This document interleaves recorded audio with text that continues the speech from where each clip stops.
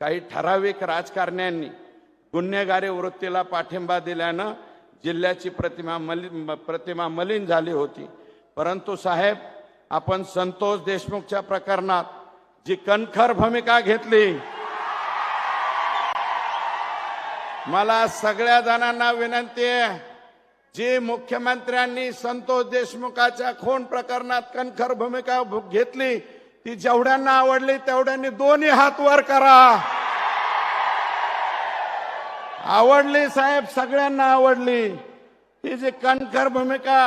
आणि तुम्ही जे म्हणले ना, मी कुणालाच सोडणार नाही, त्याच्यावरती सगळ्या जनतेचा विश्वास आहे, आमचा सगळ्यांचा विश्वास आहे।